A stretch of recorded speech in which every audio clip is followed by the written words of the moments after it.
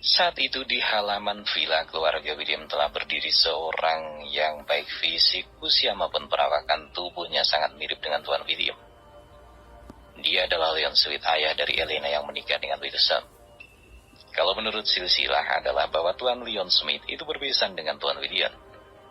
Jadi tidak mengherankan jika saat ini dia berada di sini di villa keluarga William. Itu tidak lain dan tidak bukan karena Wilson adalah menantunya yang telah menikah dengan putri semata wayangnya. Saat ini Tuan Smith sedang melangkahkan kaki mendekati pintu villa. Namun baru beberapa langkah dia berjalan, tiba-tiba dari dalam Tuan William sudah berjalan cepat menyongsong kedatangannya. Sampainya di hadapan Tuan Smith, Tuan William mulai menjabat tangan lisannya itu dengan kemudian memeluknya dengan hangat. "Bagaimana kabarmu akhir-akhir ini, sahabatku? Apakah kamu baik-baik saja?" Tuan William dengan senyum mengembang di bibirnya menyapa Leon Smith.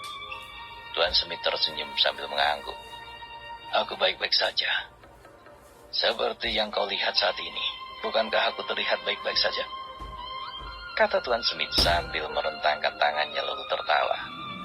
Melihat sahabat sekaligus besannya itu tidak kurang satu apapun membuat Tuan William merasa lega. Lalu menarik tangan sahabatnya itu. Mari kita masuk ke dalam. Di sana para kerabat telah lama berkumpul," kata Tuan William dengan bersemangat. Tuan Smith hanya bisa menuruti saja tanpa membantah sedikit pun. Setelah mereka sampai di ruangan, Tuan Smith menatap sekeliling. "Saudara besanku, sepertinya ruangan ini sama sekali tidak berubah. Perasaanku mengatakan bahwa seluruh perabot dan dekorasi ini persis sama dengan lebih dari 20 tahun yang lalu," kata Tuan Smith sambil tersenyum pada Tuan William. "Saat itu di sini, tepat di aula ini aku merasa menjadi orang yang paling bahagia di dunia. Pada saat itu bukan hanya Elena putriku yang merasakan kebahagiaan karena dapat bersanding dengan pemuda yang berbakat pilihan hatinya. Namun aku, Leon Smith, juga sangat bahagia bisa berbesan dengan King William yang merupakan sahabat dari kecil dan seperjuangan," kata Tuan Smith dengan bangganya. Saat berkata seperti itu, Tuan Smith buru-buru mendongak dan menahan genangan air matanya agar tidak tumpah. Mendengar Tuan Smith berkata demikian, Tuan William pun mengangguk. "Benar kata-katamu, saudaraku. Aku juga merasakan hal yang sama dengan apa yang kau rasakan. Aku tidak memungkiri bahwa saat itu kita berdua merasakan kebahagiaan tidak dapat diungkapkan dengan kata-kata." Tuan William tersenyum pahit. "Kita berdua adalah orang yang paling bahagia dan orang yang paling menderita atas apa yang telah terjadi." Saat itu, senyum di wajah Tuan William telah berubah menjadi mendung. "Kamu tahu, saudaraku, peristiwa itu telah berlalu lebih dari 20 tahun yang lalu. Namun rasa sakit masih membekas di hatiku, dan sampai saat ini belum dapat terobati. Seolah-olah aku merasa baru kemarin kita kehilangan orang yang paling kita cintai. Namun aku sedikit terobati, karena walaupun anak-anak kita telah tiada, tapi bersahabat kita masih tetap terjaga hingga sampai saat ini. Dan aku merasa beruntung memiliki sahabat yang baik sepertimu, Leon." Tuan Smith menarik napas dalam-dalam. Matanya saat ini telah memerah. Ditepuknya pundak Tuan William. "Kau yang lebih menderita dibandingkan dengan aku. Kau telah kehilangan secara beruntun. Awalnya kau kehilangan istri, kemudian kehilangan putra. Setelah itu cucu kita yang baru berumur 1 hari juga menghilang, tidak tahu di mana dia saat ini berada. Dan beberapa tahun yang lalu cucumu Kenny terlibat kecelakaan dan divonis cacat lumpuh seumur hidup. Bahkan saat ini nyawanya hanya tergantung obat-obatan. Walau bagaimanapun, saat ini kau lebih menderita dibandingkan diriku. Namun seperti terkena kutukan bahwa kau dan aku bernasib sama, yaitu keluarga kita tidak memiliki penerus. Kita tidak memiliki generasi muda untuk melanjutkan garis keturunan kita. Keluarga William sedikit lebih diuntungkan dibandingkan keluarga Smithku. Ini karena kau masih memiliki Jackson. Jadi setidaknya keluarga William akan tetap ada setidaknya untuk 20 tahun ke depan. Ini lebih baik jika dibandingkan dengan keluarga Smithku. Setelah aku mati, maka tidak akan ada lagi yang akan meneruskan darah keturunanku." Tuan Smith mengeluarkan keluh kesahnya. "Awalnya aku menaruh harapan pada cucu kita, yaitu anak Wilson dan Elena.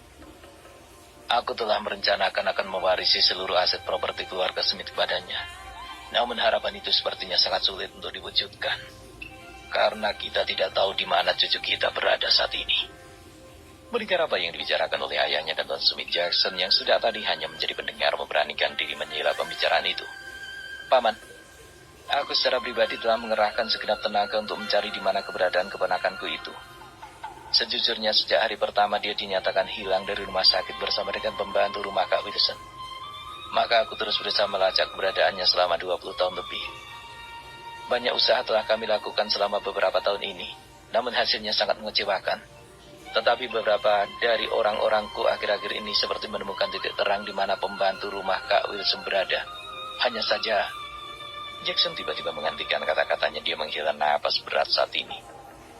Tuan Smith yang sejak tadi mendengarkan dengan serius apa yang dikatakan oleh Jackson jadi sangat penasaran dan bertanya dengan nada mendesak. Mengapa berhenti, Jackson? Lanjutkan bicaramu, aku mendengarkannya. Jackson pun mengangguk menatap kedua orang tua yang berada di hadapannya saat ini. Ayah, Paman, menurut informasi yang aku dapat dari orang-orang yang telah ditugaskan melacak keberadaan keponakanku, mereka mengatakan bahwa pembantu rumah tangga itu sering berpindah-pindah tempat dari satu kampung ke kampung yang lain, hingga mereka menetap di New Village. Kemudian mereka menetap di sana dan bekerja sebagai buruh tani. Tapi itu sekitar 14 tahun yang lalu. Orang-orangku yang melacak keberadaan mereka menemukan berita bahwa pembantu rumah tangga itu telah meninggal 14 tahun yang lalu. Mendengar hal itu, Tuan William semakin penasaran. Lalu apakah orang-orangmu menanyakan perihal anak yang ada bersama mereka? Jackson pun mengangguk. Iya, menurut penduduk setempat ketika pembantu itu meninggal saat itu, anak yang ada bersama mereka baru berumur 8 tahun. Dan orang-orang yang bertetangga dengan pembantu rumah tangga itu mengatakan bahwa setelah orang tua itu meninggal, anak yang ada bersama mereka sempat menjadi gelandangan dan minta makan dari rumah ke rumah warga. Namun setelah itu, anak itu telah diangkat anak sebagai seorang mantan gangster. Namun mereka tidak begitu peduli, karena mereka berpikir bahwa ada baiknya jika ada yang bersedia merawat anak itu, agar tidak menyusahkan mereka. Mendengar penjelasan dari Jackson membuat Tuan William langsung jatuh terduduk di kursinya. Dia meratap dengan penuh hibah. Hah, cucuku yang malang. Bagaimana nasibmu kini? Tuan Smith yang juga merasa pukulan berat di hatinya mencoba menenangkan Tuan William. Tenangkan hatimu, sahabatku. Sejujurnya dari cerita Jackson itu aku merasa bahwa kita masih memiliki harapan. Bahkan harapan itu lebih besar daripada harapan sebelumnya. Tuan Smith berkata sambil memandang ke arah Jackson. Jackson, aku tahu kau telah bekerja sangat keras untuk menemukan pewaris keluarga kita. Tapi yang membuatku ragu adalah bagaimana caramu untuk menemukan anak itu. Seperti yang kamu ketahui bahwa anak itu telah menghilang sejak dia baru berumur 1 hari. Kita tidak tahu seperti apa wajahnya saat ini. Dan yang paling tidak kita ketahui adalah apakah dia masih hidup atau sudah mati. Mendengar itu, Jackson pun kembali berkata, menurut informasi yang diberikan oleh anak buahku, bahwa anak itu masih hidup. Itu karena menurut orang-orang yang mengenal anak itu mengatakan bahwa anak itu sering datang ke tempat pemakaman umum di kampung itu untuk mengunjungi makam pengasuhnya. Tapi menurut mereka akhir-akhir ini anak itu jarang datang. Namun dari informasi itu jelas bahwa keponakanku itu masih hidup. Jackson mengutarakan keyakinannya. Saat ini Tuan William dan Tuan Smith saling berpandangan. Ada secercah harapan terpancar dari sinar matanya. Namun setelah lama berpikir, terlihat garis keraguan di wajahnya. Dia pun menggelengkan kepalanya. Bagaimana mungkin kita bisa mengenali anak itu? Aku tidak yakin jika berita pencarian kita itu tersebar. Pasti akan banyak anak yang seusia dengannya akan mengambil kesempatan dan mengaku-ngaku sebagai cucu kita. Mendengar keluhan dari Tuan Smith, Jackson berkata dengan serius. Ayah, apakah ayah ingat ketika anak itu lahir? Saat itu aku secara pribadi telah memberikan sebuah kalung liontin giok berbentuk bintang. Kata Jackson sambil menatap ke arah ayahnya. Mendengar itu Tuan William mengerutkan keningnya mencoba mengingat kembali kejadian 20 tahun silam. Setelah agak lama dia pun merenung kemudian juga mengangguk. Iya, aku ingat saat itu kau memberikan pasangan liontin giok itu kepada keponakanmu. Aku ingat sekarang. Bukankah pasangan kalung liontin itu ada pada anakmu Kenny? Jackson pun mengangguk sembari menghampiri anaknya yang duduk di kursi roda lalu pun berkata, "Kenny, bisakah kamu memberikan kalung liontin giokmu pada ayah?" Kenny yang mendengar permintaan ayahnya segera melepaskan seuntai kalung berliontin giok berbentuk bintang di lehernya. Dia mengamati sejenak kalung itu lalu menyerahkan kepada ayahnya. Jackson menerima kalung itu lalu kembali mendekati Tuan Smith dan Tuan William. "Ayah, Paman, ini adalah kalung liontin giok yang aku maksudkan," kata Jackson sambil menunjukkan kalung liontin yang terbuat dari batu giok itu kepada Tuan William dan Tuan Smith. Tuan Smith mengamati kalung itu. "Jackson, apakah kalung itu bisa menjadi jaminan bahwa kita bisa menentukan orang yang kita cari hanya dengan kalung itu sebagai tandanya? Aku merasa bahwa kalung itu hanya kalung liontin giok biasa dan tentu banyak dijual di toko perhiasan," kata Tuan William yang kelihatan ragu. Mendengar itu Jackson pun menggelengkan kepalanya. "Ayah, Paman, percayalah bahwa hanya ada sepasang kalung seperti ini di dunia," kata Jackson meyakinkan. Setelah berbicara begitu, Jackson mulai menjelaskan asal-usul kalung itu kepada mereka berdua. "Ayah, Paman, kalung ini adalah kalung liontin giok yang sengaja aku tempas secara pribadi ketika aku melakukan kunjungan bisnis ke Tainan, Taiwan, sekitar 25 tahun yang lalu. Saat itu, aku sedang berpikir hadiah apa yang akan aku bawakan untuk keluarga yang saat aku kembali nanti. Lalu seorang sahabat di sana mengenalkan aku kepada seorang pengrajin tua yang berada di kota Tainan kepadaku. Dikatakan bahwa orang tua itu adalah ahli dalam seni mengukir berbagai bentuk perhiasan dari batu giok. Lalu aku berpikir bahwa aku memiliki seorang putra dan berharap kakak Wilson juga segera memiliki seorang anak. Maka aku berinisiatif untuk menempatkan sepasang kalung liontin yang terbuat dari batu giok tersebut berbentuk bintang segi 6 ini." Setelah menarik napas sejenak, dia pun melanjutkan kembali perkataannya. "Untuk memastikan bahwa hanya ada sepasang saja, maka aku membuat perintahan khusus kepada pengrajin itu agar dia tidak boleh membuat liontin dalam bentuk yang sama dengan yang aku pesan. Dengan bayaran yang tinggi, pengrajin itu pun menyetujuinya.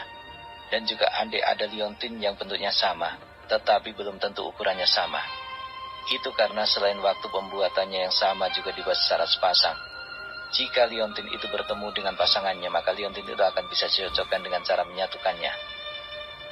Kalau benar itu adalah liontin asli pasangannya, maka secara alami dia akan menyatu tanpa ada celah sedikit pun antara sudut bintang satu dengan yang lainnya." Jackson pun menjelaskan secara panjang lebar. Setelah menerima penjelasan yang panjang lebar dari Jackson, Tuan Smith yang tadinya pesimis kembali optimis. Dan senyumnya pun mengembang di bibirnya sudah mulai keriput. "Jackson, segera kerahkan seluruh kekuatan yang kau miliki untuk melacak kembali keberadaan anak itu. Bila perlu kau bisa menyewa orang-orang dari dunia hitam. Aku merasa jika kita membayar mereka dengan bayaran yang tinggi, pasti mereka tidak akan menolaknya. Untuk masalah pendanaan dalam usaha kita ini serahkan padaku. Nanti satu pesanku adalah..." Lalu Tuan Smith membisikkan sesuatu ke telinga Jackson. Jackson yang mendengar itu segera paham lalu menganggukkan kepalanya. "Sebaiknya aku juga harus turun tangan untuk mencari keberadaan cucuku itu. Walau bagaimanapun dia adalah pewaris keluarga yang telah lama hilang. Sudah saatnya dia ditemukan dan ketika itu terjadi aku akan dengan sangat senang hati menyerahkan semua aset Smith Group kepadanya." Mendengar kata-kata semangat dari Tuan Smith dan membuat Tuan William juga tidak mau ketinggalan. Pewaris yang hilang itu harus ditemukan secepat mungkin. Dengan ini aku mempermudah Jackson membuat keputusan. Maka aku, King William, mengumumkan pensiun dari dunia bisnis dan menyerahkan tanggung jawab sepenuhnya kepada Jackson sebagai kepala keluarga William yang baru. Sudah saatnya orang tua sepertiku mengambil kesempatan untuk beristirahat menikmati masa tuaku dan hanya duduk di belakang layar. Semua harapan untuk hidup dan matinya keluarga ini tergantung dari keberhasilanmu, anakku. Kau tentu tahu apa maksud dari ucapanku. Umurku sudah tidak lagi lama di dunia ini. Kau juga semakin tua dan tidak memiliki harapan lagi untuk menambah keturunan. Sedangkan Kenny, anakmu telah cacat seumur hidup dan nyawanya hanya bergantung dari obat dokter. Jika Jerry keponakanmu gagal ditemukan, maka nasib garis keturunan keluarga kita akan musnah dalam 50 tahun ke depan. Maka dari itu, hanya ada satu pilihan, yaitu berhasil. Dan mulai besok, aku akan mengadakan rapat Dewan Direksi untuk mengumumkan pengangkatan presiden dan pemegang saham mayoritas di perusahaan kita. Mendengar kata-kata ayahnya, Jackson pun langsung merinding. Hal yang sangat ditakutinya adalah hancurnya keluarga William di tangannya. Memang benar bahwa saat ini keluarga William masih bisa bertahan, namun setelah kelak dia mati, maka keluarga William akan ikut terkubur bersama dirinya. Adik Cherry William tidak berhasil dia temukan. Mengingat pekerjaan besar yang menantinya di depan mata, maka Jackson hanya bisa merasakan sebongkah batu besar telah ditimpakan di pundaknya.